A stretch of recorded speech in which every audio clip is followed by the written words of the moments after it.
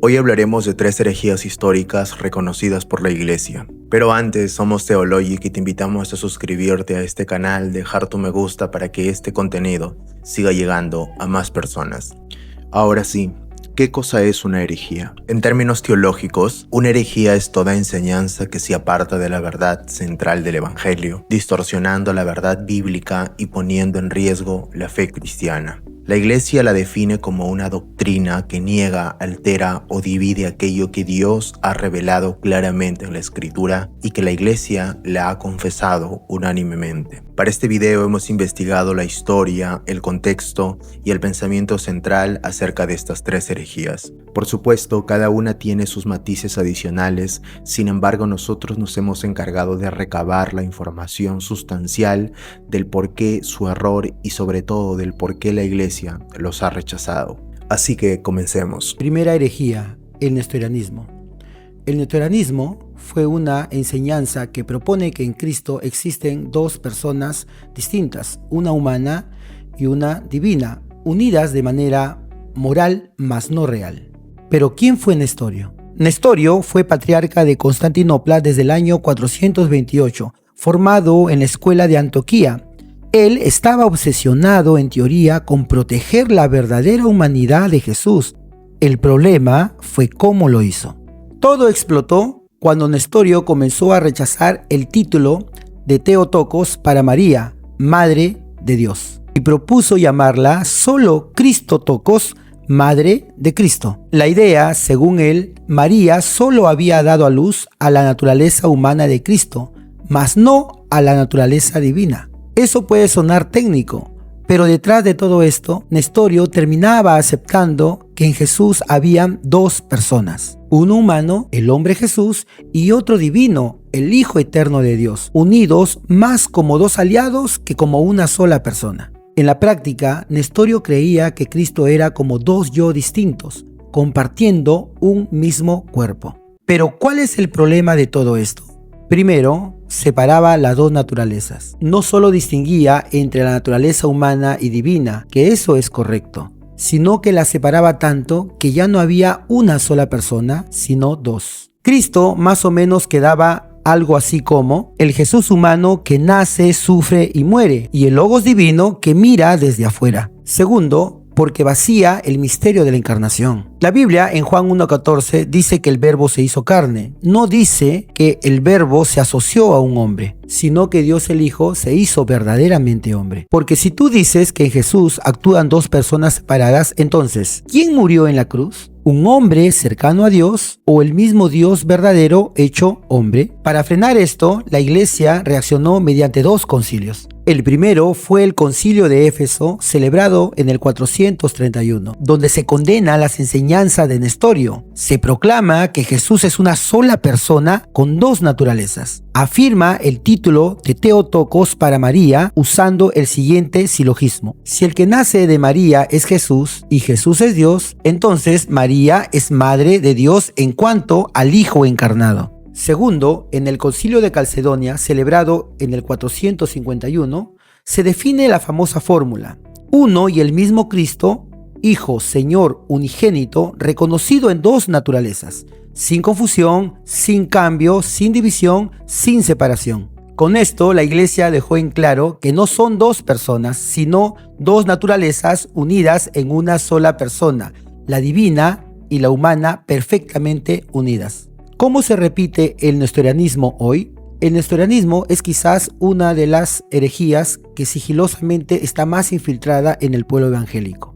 Aunque la mayoría de los evangélicos reconocemos la distinción entre las 2 naturalezas de Cristo, pero entramos en contradicción cuando rechazamos el título de María, Madre de Dios, Theotokos, quizá motivado por nuestro anticatolicismo que nos hace pensar que si decimos que María es Madre de Dios, ella es antes de Cristo, antes de Dios o generadora de Dios. Pero, ¿es correcto este silogismo apresurado? El concepto básico de madre es la mujer que ha concebido o ha parido hijos. Y esto está lejos de la idea de que ella sea creadora o generadora de Dios, sino que simplemente es la mujer que ha concebido y ha parido al Dios encarnado. Teniendo en cuenta también que las madres no dan a luz naturalezas, sino personas. Y en este caso, María dio a luz a la persona de Jesús, el cual es el Dios encarnado. Además, debemos de entender que el título de Theotokos para María se le dio con una connotación cristológica, no mariológica, aunque el catolicismo romano haya desvirtuado este concepto a lo largo de los siglos.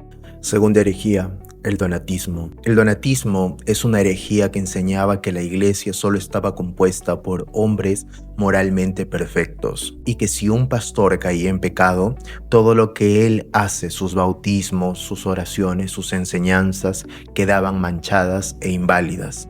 En otras palabras, pensaban que la eficacia de la gracia de Dios dependía de la pureza del hombre. El donatismo fue uno de los movimientos cismáticos más polémicos del siglo IV.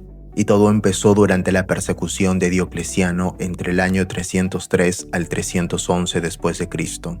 Esta persecución fue una de las más sangrientas del Imperio Romano. En ese tiempo, muchos obispos, aterrados por la tortura, entregaban las escrituras o negaban su fe para salvaguardar su vida. A estas personas se les llamó traditores, que traducido es los que traicionaron. Años después, cuando la persecución terminó, la iglesia intentó reorganizarse, pero en Cartago un grupo de creyentes se negó a aceptar al nuevo obispo, Ceciliano, porque había sido consagrado por otro obispo considerado traidor. Ellos decían, un obispo que pecó no puede consagrar a nadie, por ende, los sacramentos que celebre no valen nada. Así nació el movimiento donatista, dirigido por Donato Magnus, que exigía una iglesia de santos perfectos, sin mancha ni corrupción. Para ellos, si un ministro había caído, todo lo que hacía, bautismos, comuniones, era inválido. El donatismo se sostenía principalmente en tres ideas. Primero es que la iglesia debía ser una comunidad de santos y no de pecadores. Segundo es que los sacramentos solo eran válidos si el ministro era moralmente puro. Y tercero, y por tanto, había que rebautizar a todos los que habían recibido los sacramentos de un clero indigno. Para entenderlo mejor, podríamos decir que si por ejemplo tu pastor pecó, entonces también tu fe estaba contaminada. Pero ¿por qué fue declarada una herejía? Primero, porque los donatistas olvidaron que la iglesia está compuesta por justos y pecadores hasta el día del juicio final. De hecho, San Agustín les recordó que la iglesia es un hospital para pecadores, no solo para santos. Jesús mismo lo dijo en la parábola del trigo y la cizaña, que los santos y los falsos convivirían juntos hasta el fin. De manera que pretender una iglesia sin pecadores es negar la obra continua del Espíritu Santo que restaura al caído.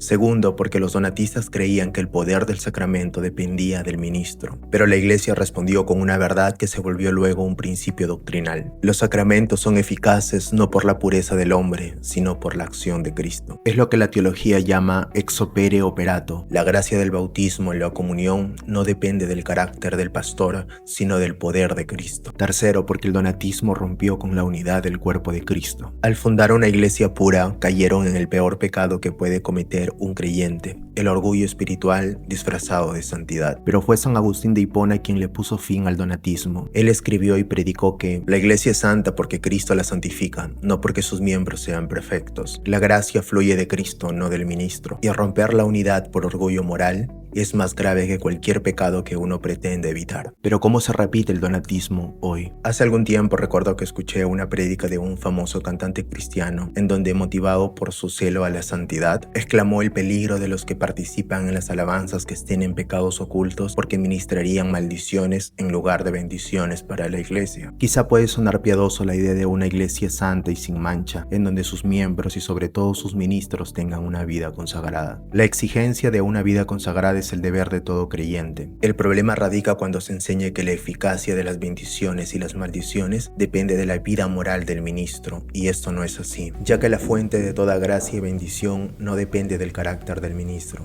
sino del poder de Cristo. Que esto no se malinterprete como una licencia para vivir en pecado, sino para no olvidar que, a pesar de nuestros esfuerzos por sacrificarnos, la bendición proviene de Cristo, quien nos llama a santificarnos. Tercera herejía, el modalismo. El modalismo es una herejía que enseñaba que Dios es una sola persona que simplemente se expresaba de diferentes formas o modos a lo largo del tiempo, como Padre, como Hijo, como Espíritu Santo, pero sin ser tres personas reales. Pero esto contradice la fe cristiana histórica que afirma que Dios es un solo ser en el cual coexisten tres personas distintas: Padre, Hijo y Espíritu Santo. Pero ¿cómo nació esta herejía? En el siglo II y III, la Iglesia estaba luchando por entender bien la relación entre el Padre, el Hijo y el Espíritu Santo.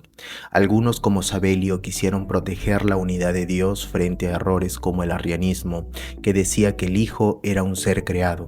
Pero en su intento de defender el un solo Dios, se fueron al extremo contrario, negando la distinción real de personas. Sin embargo, los padres de la Iglesia como Tertuliano, Hipólito y luego el pensamiento que desemboca en Nicea y Constantinopla rechazaron el modalismo afirmando la doctrina de la Trinidad. Un solo Dios en esencia, tres personas distintas: Padre, Hijo y Espíritu Santo.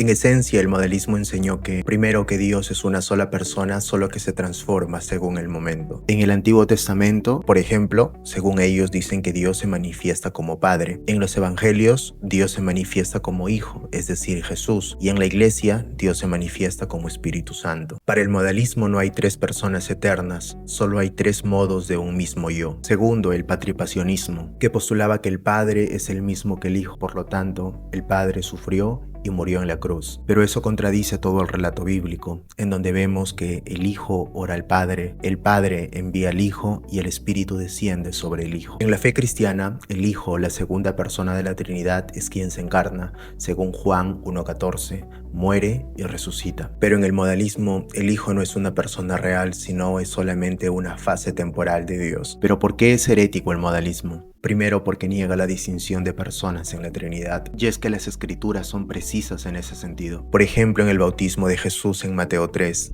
el Hijo es bautizado, el Espíritu desciende como paloma y el Padre habla desde el cielo. Otro ejemplo es en Juan capítulo 17. Jesús ora al Padre. ¿Está actuando un papel? ¿Está hablando consigo mismo? En Mateo 28:19, el Señor manda bautizar en el nombre del Padre, del Hijo y del Espíritu Santo. Un solo nombre, pero tres personas distintas. Segundo, porque confunde la encarnación. En el cristianismo, el Padre envía, el Hijo se encarna y el Espíritu Santo aplica salvación al creyente. Pero en el modalismo, ese orden se diluye, porque si el Padre, el Hijo y el Espíritu son el mismo sujeto, cambiando simplemente de forma, entonces ¿quién envía a quién obedece, quién intercede? Se vuelve confuso. Y si el Hijo no es realmente el Hijo, entonces ¿qué significa que Dios dio a su Hijo unigénito? Y tercero, porque contradice el testimonio histórico de la Iglesia. Padres de la Iglesia como Tertuliano e Hipólito lo rechazaron. Asimismo, los concilios de Nicea y Constantinopla consolidaron la fe trinitaria. El Hijo es de la misma esencia que el Padre, el Espíritu es adorado y glorificado junto con el Padre y el Hijo. De manera que podemos decir que el modalismo fue medido, evaluado, discutido y descartado por ser incompatible con el Dios de la Biblia. Pero ¿cómo se repite el modalismo hoy? De las tres herejías presentadas, el modalismo es la que tiene menos influencia en los evangélicos actuales. Esta herejía está presente en grupos bien identificados como los Solo Jesús, donde postulan abiertamente que el Padre, el Hijo y el Espíritu Santo son una misma persona. Bueno, y hasta aquí con este video. Espero que haya sido de provecho y de bendición para sus vidas. Y no se olviden de compartir y suscribirse a este canal para poder seguir llegando a más personas.